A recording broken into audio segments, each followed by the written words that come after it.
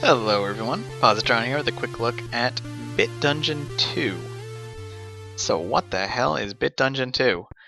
This is a game I picked up on Steam. It's very inexpensive, I should put that out there first off. I think it's $5 and it's currently on sale on the holiday sale, depending on when you're watching this, for I think $2 or $3. It is a Zelda-like game. It kind of harkens back to if you ever played Ys 1 or 2, the combat is kind of like that. It's a very simple game. I think it's a sequel to a web game. And there's some things I like about it and some things I'm not so keen on. But we'll go over that. Just a quick look here. First area, we come in and we can pick some items. Normally, I believe you start with 13 coins. I have 175 because coins you earn in one game carry over to the next. This is a roguelike in the sense that permadeath does happen. There are ways to recover, but essentially if you die twice in a row, you are in trouble. So let's see, we'll pick up a dagger and a shield. So where do we do? Well, we go from area to area, and there will be enemies here that we can kill. And we can pick up coins, we get experience. The heart in our upper left actually denotes that we have a life to lose. If we die, we will go back to our last checkpoint and we will be able to recover that kind of Dark Souls style. Now the areas here, well, I say it's kind of a roguelike, but oh wow, this area is brutal. I say it's kind of a roguelike is that these areas aren't randomly generated. I think the enemies might be, other than... Oh, well, there we go, there's our first death. And we should be able to come back here, yeah. And if I make it back over there, which I'm going to do quickly, just so this video doesn't end in 2 minutes, and we pick up our extra life there. Yeah, I say this is sort of a roguelike in the sense that we can... you know, some of the enemy generation, these are just free stats. Let's go with dexterity. But the, you know, the enemy layouts are kind of random, and the items and such are random, but the layout of the maps, as far as I know, is always the same. I don't know if that's something that's going to change in the future. And we can rest here to recover. But you'll always find the dungeons and such in the same places. So it's a little more like Zelda in that sense. And there we go, there's some equipment. Tough hammer. Now do we want to dual wield? No, let's go stick with our shield. So, I hinted early on that I have some problems with this game. And man, I want to like it a lot more than I do, because it's kind of, I won't say mindless, but it's a really nice game to just like throw a half an hour into and run around and eat stuff up, and wow, that is a really good item to find this early on. You seem to get level ups from picking up equipment too. I'm not quite sure how that works, but yeah, so I like the exploration, I like the Zelda aesthetic, I like, you know, the graphics. I mean, the music is nothing to write home about, but it's, you know, it's catchy. But I think my biggest gripe... Oh, I'm gonna die. Yep, yep. I mean, that's one thing I have minor gripe about, but I think my biggest gripe about it is actually the controls. In that it feels more like a mobile game or a web game rather than a PC game. And I'll explain that in a second here with the main menu. But I want to get back to my body before I forget where it is. I'm playing this with a PS4 controller, 360 layout. Does have controller support, which is nice. Always appreciate that. Can be played with mouse and keyboard also. There we go, there's our health here. So once I kill these guys, I'll show you the pause screen. It'll give more of an indication of what I think about the controls. You die a lot in this game. It's a little Dark Soulsian in that. So this is the pause screen, and I'm not going to go through each line by line, but if you take a quick look, you'll notice that there is only one button. And that's part of my problem. You have one button for basically everything. When I said it kind of reminds me of East 1 and 2, the main method of attack is kind of a bump system. In East 1 and 2, you attacked by bumping into enemies. You literally ran your face into them, and that's what caused damage. And this kind of works the same way. When you're close to an enemy or you're touching an enemy, you automatically swing your weapon. This doesn't apply to magic wands or bows, but for any melee weapon, it works that way. And you have that purple kind of like a stamina meter, and you can use that to generate an extra attack. Essentially, if you press the button while you're close to an enemy, you will attack. There's a spear. I think I'll stick with her axe. So you can force attacks to happen. Some armor for us. If you hold the button, you'll do some sort of charge attack based on whatever the weapon is you have equipped. However, that is also your blocking.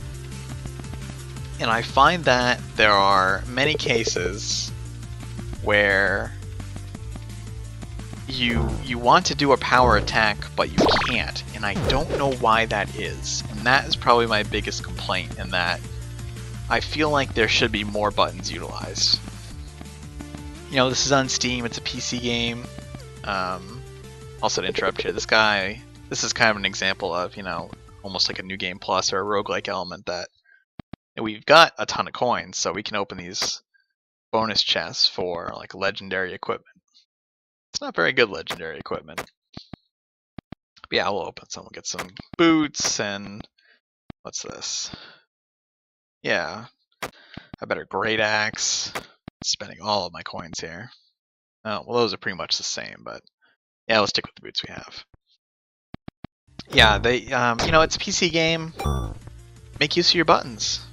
Like have a button for a special attack, have a button to block, have a button for magic, have a button for the extra attack. The bump system itself doesn't bother me. I'm actually a big fan of the old East games, as simple as that was, but there are many situations you get into where you will take damage.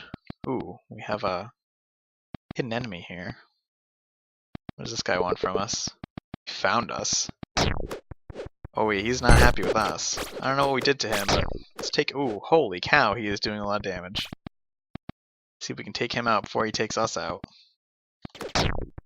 That was a good example of I actually wanted to do our power attack, but I think it has something to do with the axe or your weapon glowing. While your weapon's glowing, you can't charge up a power attack, but I'm not sure what signifies when you can and cannot. Yeah, I died there.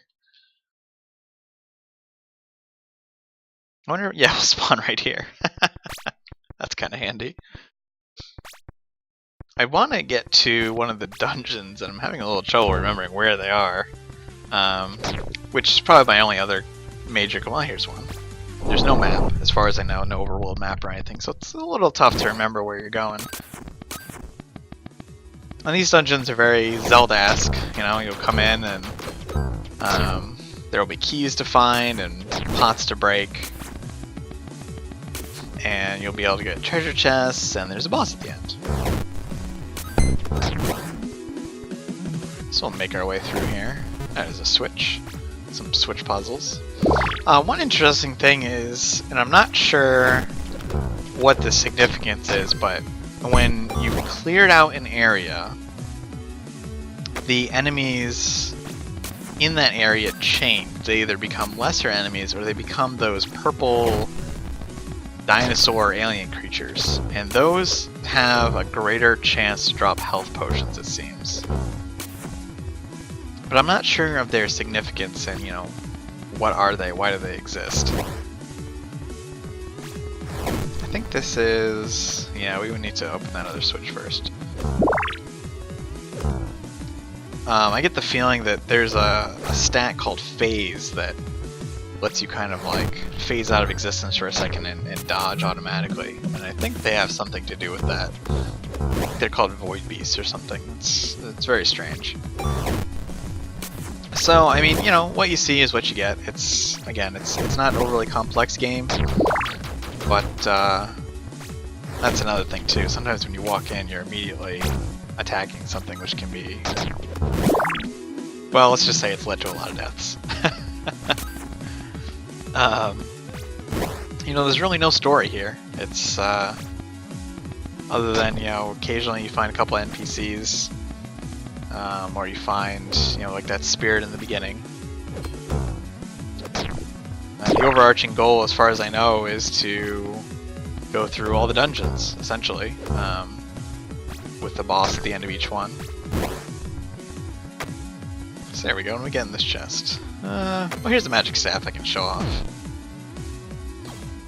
You can fire magic orbs, but it does very little damage. In comparison, at least. Every time you complete a dungeon, the enemies everywhere else get stronger, which leads to kind of a power creep struggle in that, you know, you always need to be leveling up and adjusting your tactics because the enemies you're fighting will become more and more deadly. What are those boots? Dex and phase. No. Now I have, yeah, I was gonna say I just put myself in a really bad position because I have very little health. But we will respawn here, and I'll see if we can get back to our body without dying again. So yeah, I wouldn't say it's necessarily trial and error. It's more, you know, how much are you willing to beat your face against the wall of enemies and experience gains and kind of the grind, so to speak. Well, I mean, that's kind of negative connotations, but so, you know, positive things. I think the graphics are actually nice. I think it's a nice kind of retro pixel aesthetic. I think that there is actually a fair amount of variety in enemy design, which is surprising for a game this small. There's definitely, you know, an aesthetic that is being strived for. Maybe a little needlessly gory, but you know, I appreciate that there is, you know, there's a goal here in terms of creating this kind of alien world in a fantasy setting. Alright, life in here? Yes. Sometimes you'll see words like smash or cleave. Those are, you know, special attacks that happen automatically. Oh, I've died again. I don't think we lose any experience when we die, though, so... and, you know, again, this is really a perfect representation of what my experience in the game has been. For better and worse. You know, on some level, it's quick.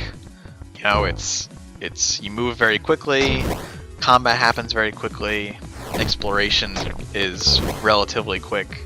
You know, so if you die, you know, it only takes you maybe, you know, 20 seconds to get back to where you were, unless you were really, really far out there without finding a campfire. But at the same time, it's, you know, it gets you into that grind mode of, you know, how many times do you want to go through the same areas before you say, you know, that's enough.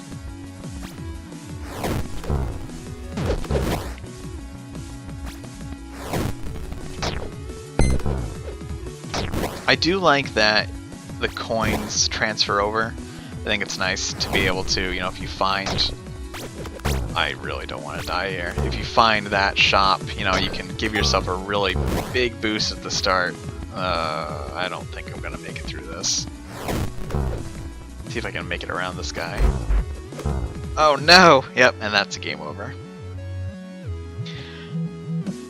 So, yep, and we start back here. You start in a random location every time. And I think the items in the shop are usually pretty similar. Maybe slight variations. Oh wow, that does... I think that that kind of shockwave is from our shield. It's actually the shield special. But I can't actually charge my magic without charging that too, which is kind of a weird thing. Yeah, so I mean, I think I'm gonna end the video here. It's it's kind of a good run through. I wanted to show off one of the bosses, but the bosses are just very large enemies. Yeah, so I mean, mixed opinions on it. I think if the game gets more fleshed out, I think they could do something pretty good with it. I kind of like the idea. It's and again, it's a small game. If especially right now, Steam Holiday Sale 2014, it's $3. If you might get an hour or two out of this, if you like what you see, you might get a hell of a lot more. But for the $3, maybe it's worth it. Anyway, hope you enjoyed the video and hope this helped you, decide whether or not this is something you want to dive into. If you liked the video, click like, helps out a lot, and subscribe if you'd like to see more. See you soon.